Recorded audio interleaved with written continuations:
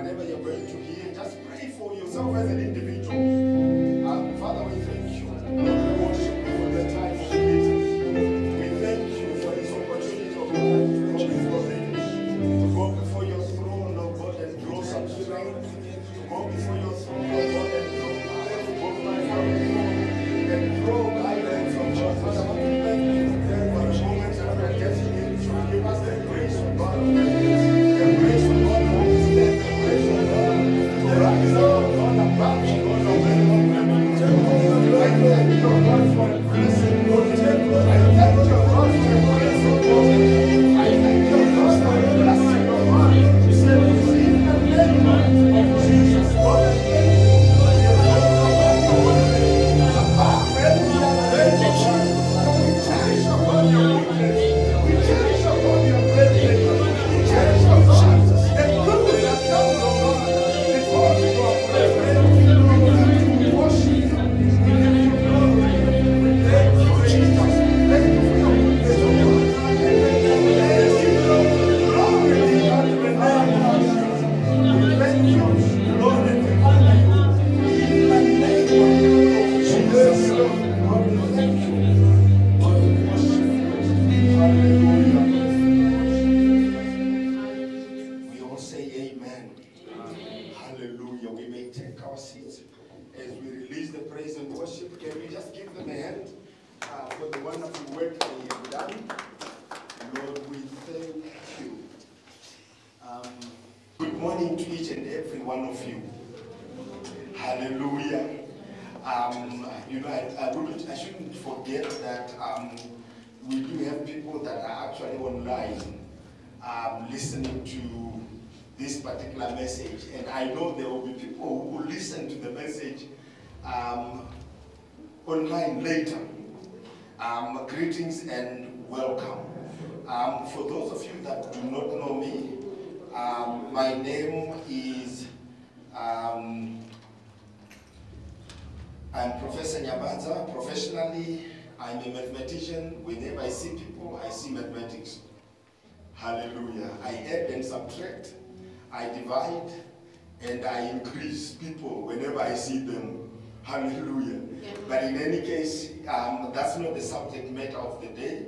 So we want to get into the Word of God and briefly share with one another the good things that the Lord does in our very own lives, and how, you know how awesome and how wonderful He does His things. Hallelujah.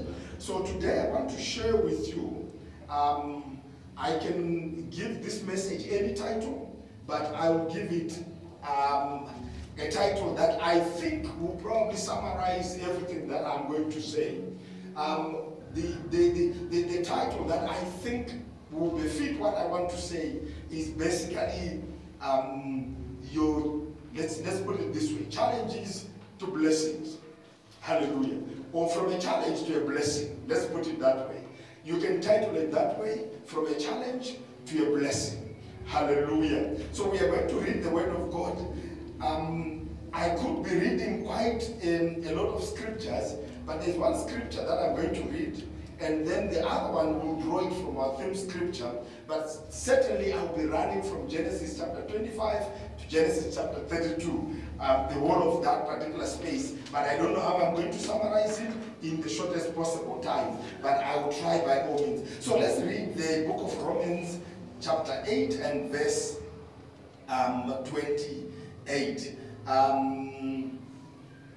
That scripture says, if you look at the King James Version, it says, "And we know that all things work together for good to them that love God, to them who are the called according to His purpose." All things work together for good to them that love God. Hallelujah. So my focus is on all things work for good to them that love the Lord, which means basically it doesn't matter what thing you are facing. The thing is, all the things, whether good or bad, they work for your good, as long as you love the Lord. Hallelujah. When we look at this particular scripture, I am drawn to the life of this man that is called Jacob, where we draw our theme scripture for this particular year.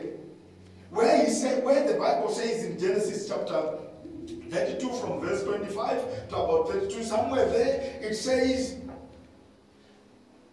Jacob wrestled with God. Hallelujah. And he had to be asked, what is your name? And he said, my name is Jacob. And the Bible says, the angel of the Lord says, your name will no longer be Jacob, but it will be called Israel. Hallelujah. And at that particular moment in time, Jacob was prepared to meet his brother Esau, and he needed guidance from the Lord. But in the end, they say he wrestled with God until the hip bone was actually drawn out, or it went out because he was wrestling with God. There's one thing that I've looked at which I like so much about challenges. Let me just give you a graphical picture of how I look at challenges. When I say a graphical picture, in mathematics we call it a geometrical picture. Now you have challenges on top there. Now when you draw, you can divide that into two. Challenges can be internal, and challenges can be external. And for every individual, that is basically what happens. You have your challenges, and number one, the challenges can actually be internal, and the challenges can actually be external. What do I mean when I say challenges could be internal? There are a lot of people that struggle with self-esteem. That is an internal challenge. It is not seen on the face of an individual that this particular individual has got low self-esteem. There are challenges like fear that stay within an individual. Those challenges, we can't point to an individual that brother is suffering from fear. That brother is suffering from low self-esteem. Those challenges are basically internal. There are people or there are individuals who actually have challenges that are deep-seated within, which we can't see. Hallelujah. And then there could be challenges that are actually external. These challenges are the things that we see each and every day, and we say, I'm having a problem with my boss. I'm having a problem with my husband. I'm having a problem with my wife. These challenges are external. Hallelujah. They are not within. They are not generated from within an individual, but they come from outside. Hallelujah. And try and impact the life of an individual. Hallelujah. Are we still together? When you look at these particular challenges, I draw in Genesis chapter 25, when Rebekah became pregnant of these two gentlemen, Jacob and Esau. When it came to blessings, we all understand that certainly Jacob waysided Esau to actually get a blessing. Now, one of the things that I looked at the kind of people that were existing in the house of Isaac. These two gentlemen had two different characteristics. One characteristic that we see of Esau was that he was a man who would actually be a man of the bush. He stayed outside. Whilst Jacob was a man who stayed within the house, helping the mother and doing all the things that he could do around the house. So the two of them had two different characteristics. But when it came to the blessing that Isaac pronounced on Jacob, he actually said, as you get blessed, there are things that you will do that do not require you to be within the house, but you should be out there. Hallelujah. You should be moving out of this place and getting them out there. Hallelujah. But when the blessing was pronounced, here is what it is. From what I felt within myself, I just said to myself, the blessing that was pronounced upon Jacob could not have come to him unless he had moved out of his space, or out of the location of where he was. So sometimes whenever there is strife, sometimes whenever there is misunderstanding, sometimes when people move from one place to the other, do you know that many a times we ask ourselves, why did he do that? Why did he move from one place to the other? Why did he go into the diaspora? Why did he move away from his father's house? But all the same, you need to understand that as long as you love the Lord, all things work together for good. Hallelujah. So I looked at it and I said, the young man, Jacob, needed some form of training. And one of the things that I noted was, he sojourned to the land of Laban, his uncle. Hallelujah. And in that particular land, or in that particular space, he labored for 7 years for his wife, Rachel. But then after 7 years, he was given a different wife.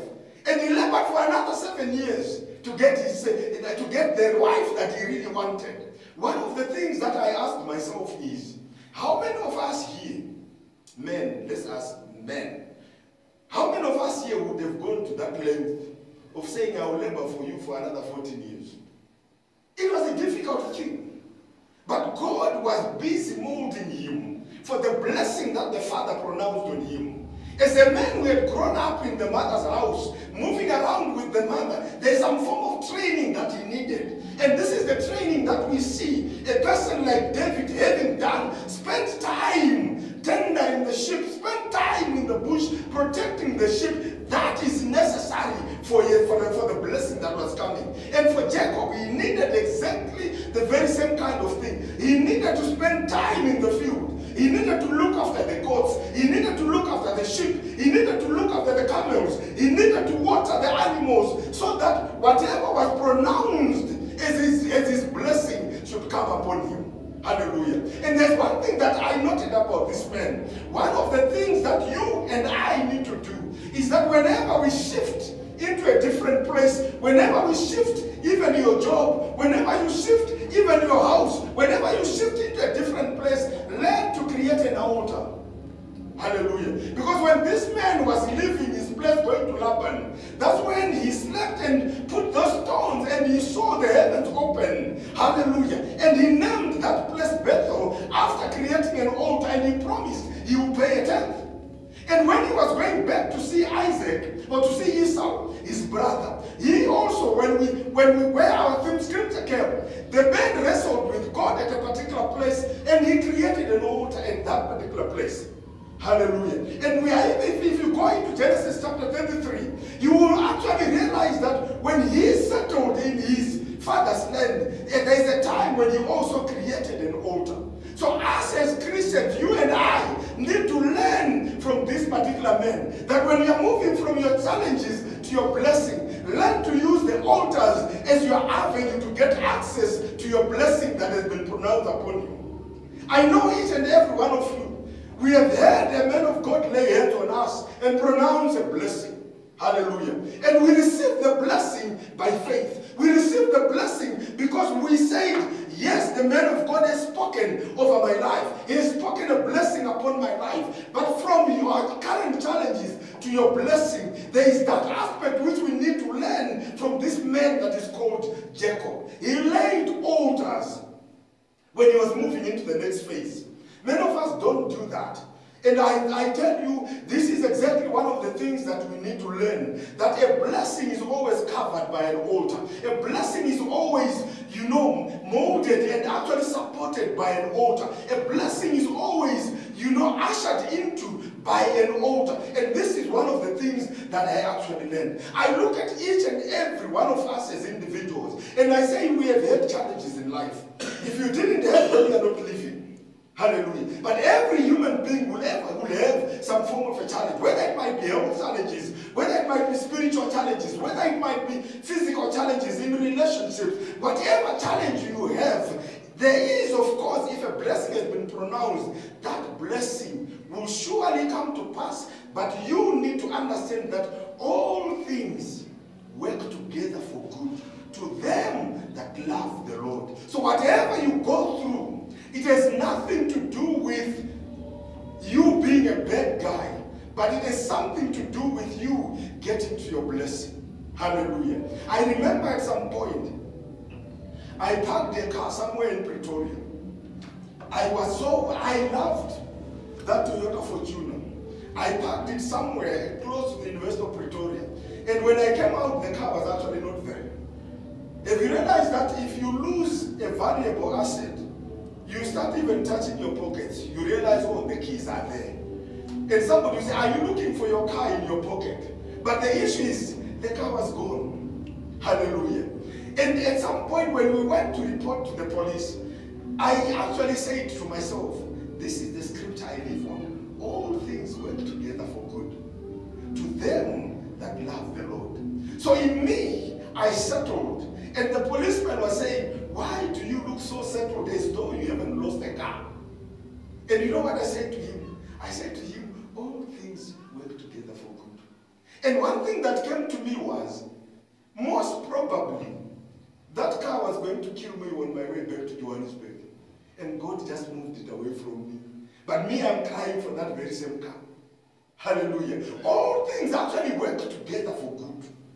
Don't think that when things go the other way, as long as you love God, all things work together for good. Even the big, I know there are others probably who went through the hands of aunties, who went through the hands of uncles, who went through the hands of stepfathers, who went through the hands of stepmothers, and they thought they were being abused. Yet, God was preparing you for your blessing that awaits you. Hallelujah. There is no better wife than the wife who knows what it is to wake up very early in the morning. There is no better husband than the one who knows that you work for things. Hallelujah. Amen and amen. So the one, what you term abuse that happened earlier on, God was preparing you for your current blessing. There are actually things that come to your life as a result of you having passed through certain things, and you will be able to manage them because you went through the very same processes. Hallelujah. If somebody shouts at you, you will say, but what is this one saying? I had an aunt who used to shout more than this one. So I'm not phased out because of this kind of shouting. So in essence, what does that mean? God was protecting you. Hallelujah. For the current challenge, because whenever God wants to bless you, sometimes He prepares you for that particular blessing. He moves you through some certain places, you pass through certain instances where God is simply preparing the ground so that when you get into your blessing, His management or doing the other things will be much, much easier. Hallelujah. So God has that tendency of preparing His people, preparing the ones He wants to use for future to go through some certain issues and some certain things. So whenever you go through your challenges, between your challenges and your blessing, there is a process and things that you have to actually do and accept. Hallelujah. So I want you to just, in summary, I want to say to you, whenever you go through a challenge, understand that all things work for good to them that actually love the Lord. It doesn't matter how bad that particular thing is. All things, they work together for good. You may not realize why it is happening now, but certainly for your future, there's something good that is actually coming there. Hallelujah. It might be bad now, but for your future, it is actually good. You might be going through a rough patch, but that rough patch that you're going through is for your good in the future. Hallelujah. You never know what you are being prepared for the future, because we don't live in the future, but God lives in the future. We don't know what will happen tomorrow, but God knows what is happening tomorrow, because our footsteps and every other thing that pertains to our life has already been ordered by God. Hallelujah. So He knows what lies ahead. So whatever you are going through, understand that most of the things are actually things that relate to you getting into your blessing, you getting into a place where you'll be able to be comfortable, where you'll be able to understand some things. Have you ever noticed that there are some people that will win millions in terms of lottos, and after winning the millions will go back to those that know how to use the millions? Hallelujah. Life just happens that way. But for you, you are being prepared step by step. You and I, God prepares us for a blessing. And when He prepares us for a blessing, let's not be people that live within a short time frame, but let's be people who live, with a mindset that focuses years as things happen. Hallelujah. Don't look at your child and say, this one is a baby. She won't remain or he won't remain a baby. Hallelujah. God has a destined plan for that particular child. And when you look at that particular child, always have a focus of that child in the future.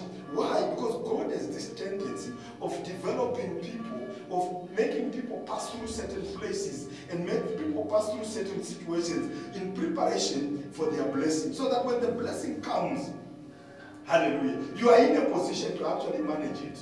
Hallelujah. Because if I look at the life of Jacob, he had never actually looked after so many of the sheep, so many of the whatever. But in the presence of Laban, he learned how to do business. He learned how to increase, livestock. And Laban knew that because of this young man, my riches are actually in safe hands. My livestock and my whatever I have is actually growing because of this young man.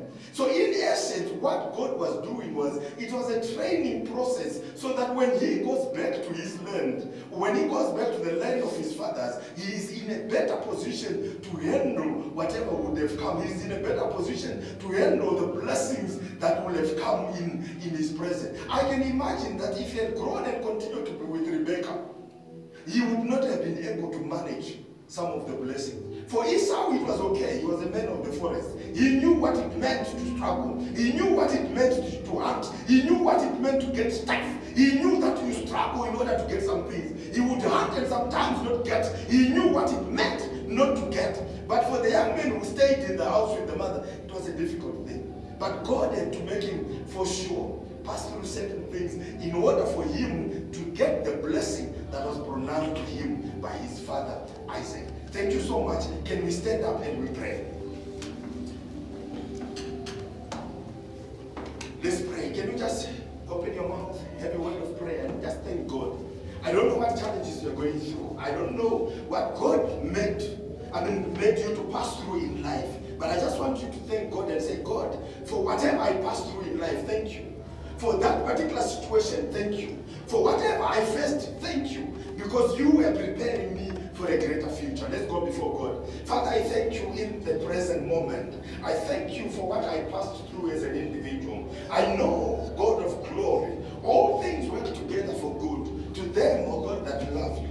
Thank you for preparing me for some of the things, oh God, that I'm enjoying now. Thank you for preparing me, oh God, right now even for the things that you have set for me for my tomorrow. I give you praise, God. I give you honor in the name of Jesus. Lord, I want to thank you that you continue to help us, oh God, to understand, oh God, that life is not lived in one day. Life is not lived in seconds. Life is not lived in hours. But life, oh God, is lived, oh God, over a period of time. And God, help us to understand that in that period, oh God, you are in the business of molding us, oh God, for the future. You are in the business of molding us, oh God, for your earth. You are in the business of molding us, oh God, for humanity. You are in the business of molding us, oh God, for whatever you have created on the face of this earth, oh God. That, Lord, in each and every individual, there is a purpose, oh God, that has been set. God, I thank you, and Lord, I worship you. I honor you and I exalt you, oh God, this morning. May you be lifted up, oh God, and may you be thanked. Thank you for the brothers and sisters, oh God, that are here.